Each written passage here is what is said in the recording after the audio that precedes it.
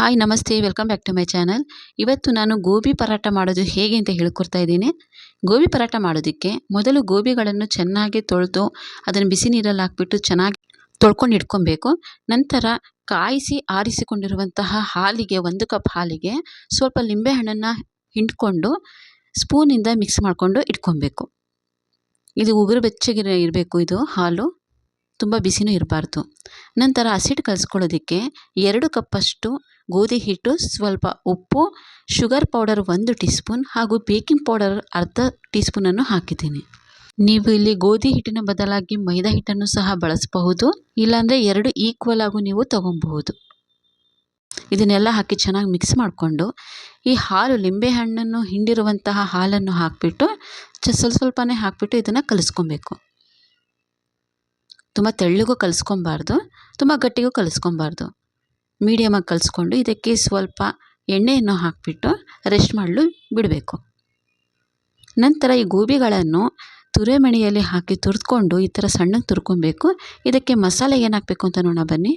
ಇದಕ್ಕೆ ಸಣ್ಣಗೆ ಹೆಚ್ಕೊಂಡಿರುವಂತಹ ಶುಂಠಿ, ಹಸಿಮೆಣಸಿನಕಾಯಿ, ಕೊತ್ತಂಬರಿ, ಸ್ವಲ್ಪ ಜೀರಿಗೆ ಹಾಗೂ ಕುಟ್ಟಿರುವಂತಹ ಧನಿಯಾ, amchur powder, red chilli powder ಹಾಗೂ ಗರಂ ಮಸಾಲ ಹಾಗೂ ಸ್ವಲ್ಪ ಉಪ್ಪನ್ನು ಹಾಕಿ ಸೇರಿಸ್ಕೊಬೇಕು. ನಂತರ ಇದಕ್ಕೆ ಸ್ವಲ್ಪ ಬೂಂದಿ ಕಾಳುಗಳನ್ನು ಹಾಕ್ತಾಯಿದ್ದೀನಿ. ಅಂದರೆ ಒಂದು 3-4 ಟೇಬಲ್ ಸ್ಪೂನಷ್ಟು ಬೂಂದಿಗಳನ್ನ ಹಾಕ್ತಾಯಿದ್ದೀನಿ. ಇದು ಯಾಕೆ ಹಾಕ್ತಾಯಿದ್ದೀನಿ ಅಂದರೆ ಇದರೊಳಗಿರುವಂತಹ ಮಾಯ್ಶ್ಚರ್ ಅಥವಾ ನೀರಿನ ಅಂಶ ಹೀರ್ಕೊಳ್ಳೋದಕ್ಕೆ ಹಾಕ್ತಾಯಿದ್ದೀನಿ. ಒಂದು ವೇಳೆ ನಾವು ಇದನ್ನು ಹಾಕಿಲ್ಲ ಅಂದರೆ ನಾವು ಲಟ್ಟಿಸ್ಕೊಳ್ಳುವಾಗ ಇದು ಒಂಥರ ನೀರು ಥರ ಬರುತ್ತೆ. ಇದು ಚಪಾತಿಗಳನ್ನು ಲಟ್ಟಿಸ್ಕೊಳ್ಳೋದಕ್ಕೆ ಆಗೋದಿಲ್ಲ. ತುಂಬಾ ಒಂಥರ ನೀರು ಆಗೋದಕ್ಕೆ ಬೇಜಾರಾಗುತ್ತೆ ಇದು ಮಾಡೋದಕ್ಕೆ. ಸೊ ಅದಕ್ಕೋಸ್ಕರ ನೀವು ಬೂಂದಿ ಕಾಳು ಅಥವಾ ಯಾವುದೇ ಮಿಕ್ಸ್ಚರನ್ನು ಯೂಸ್ ಮಾಡಿದರೆ ತುಂಬಾ ಚೆನ್ನಾಗಿ ಬರುತ್ತೆ. ಒಂದು ಸತಿ ಟ್ರೈ ಮಾಡಿ ನೋಡಿ. ಹಾಗೂ ಈಗ ಹಸಿಟ್ಟನ್ನು ಕಲಿಸ್ಕೊಂಡಿದ್ವಲ್ಲ, ಅದು ದೊಡ್ಡದಾಗಿ ಲಟ್ಟಿಸ್ಕೊಂಡು ಅದಕ್ಕೆ ಸ್ವಲ್ಪ ಹಸಿಟ್ಟು ಮತ್ತು ಆಯಿಲನ್ನು ಹಾಕಿ ಇದನ್ನು ರೋಲಾಗಿ ಮಾಡಿಕೊಂಡು ಕತ್ತರಿಸ್ಕೊಂಡು ಇಟ್ಕೊಬೇಕು. ಈಗ ಕತ್ತರಿಸ್ಕೊಂಡಿರುವಂತಹ ಈ ಉಂಡೆಗಳನ್ನು ತಗೊಂಡು 2 ಬದಿಯಲ್ಲೂ ಸ್ವಲ್ಪ ಹಸಿಟ್ಟನ್ನು ಹಾಕಿ ಈ ಥರ ನೀವು ಮಾಡಿಕೊಂಡು ಒಳಗೆ ಫಿಲ್ಲಿಂಗ್ನ ಹಾಕೊಬಹುದು.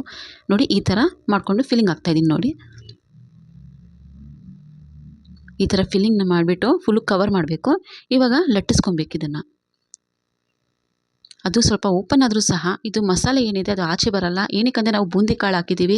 ನೀವು ಬೂಂದಿ ಕಾಳು ಬದಲಾಗಿ ನೀವು ಏನೇ ಮಿಕ್ಸ್ಚರ್ ಇರಲಿ ಅಥವಾ ಯಾವುದೇ ಒಂದು ಚೌಚು ಏನೇ ಇರಲಿ ಅದನ್ನು ಹಾಕಬಹುದು.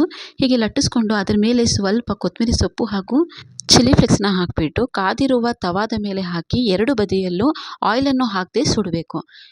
ಸ್ವಲ್ಪ ಸುಟ್ಟಾದ ಮೇಲೆ ಇದನ್ನು ಓಪನ್ ಗ್ಯಾಸಲ್ಲೂ ಸಹ ನೀವು ಹೀಗೆ ಸುಡ್ಕೊಬೇಕು. ಇದು ತುಂಬ ಅದ್ಭುತವಾದ ಒಂದು ರುಚಿಯನ್ನು ಕೊಡುತ್ತೆ. ಈಗ ನಾವು ಬಟರ್ ಚಿಲ್ಲಿನ ಮಾಡ್ಕೊಳ್ಳೋಣ.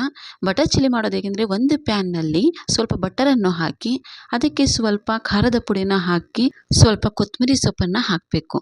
ನಂತರ ಇವಾಗ ಸುಟ್ಟಿರುವಂತಹ ಈ ಪರಾಟದ ಮೇಲೆ ಈ ಚಿಲ್ಲಿ ಬಟರ್ನ ಹಾಕಿಬಿಟ್ಟು ಸ್ಪ್ರೆಡ್ ಮಾಡಬೇಕು. ನೋಡಿ ಎಷ್ಟು ಚೆನ್ನಾಗಿ ಕಾಣ್ತಾ ಇದೆ ಅಂದರೆ, ಇದರಲ್ಲಿ ನೀವು ಬೇಕಾದರೆ ಬಟರ್ ಬದಲಾಗಿ ತುಪ್ಪನಾದರೂ ಹಾಕ್ಬೋದು ಅಥವಾ ಆಯಿಲ್ ಆದರೂ ಹಾಕ್ಬೋದು. ಅದು ತುಂಬಾ ಚೆನ್ನಾಗಿ ಕ್ರಿಸ್ಪಿಯಾಗಿ ಎಷ್ಟು ಸಖತ್ತಾಗಿ ಬಂದಿದೆ ನೋಡಿ. ಈ ಗೋಬಿ ಪರಾಟ ನೀವು ಒಂದು ಸತಿ ಮಾಡಿ ನೋಡಿ, ಹೇಗಿತ್ತು ಅಂತ ಕಮೆಂಟ್ ಮಾಡಿ ಹೇಳಿ. ಹಾಗೂ ನನ್ನ ಚಾನಲ್ಗೆ ಹೊಸಬರಾಗಿದ್ದರೆ ಪ್ಲೀಸ್ ನನ್ನ ಚಾನಲನ್ನು ಸಬ್ಸ್ಕ್ರೈಬ್ ಆಗಿ ಹಾಗೂ ಆಲ್ ಅನ್ನೋ ನೋಟಿಫಿಕೇಷನ್ನ ಸೆಲೆಕ್ಟ್ ಮಾಡಿ. ವಿಡಿಯೋನ ಪೂರ್ತಿಯಾಗಿ ವಾಚ್ ಮಾಡೋದಕ್ಕೆ ಧನ್ಯವಾದಗಳು.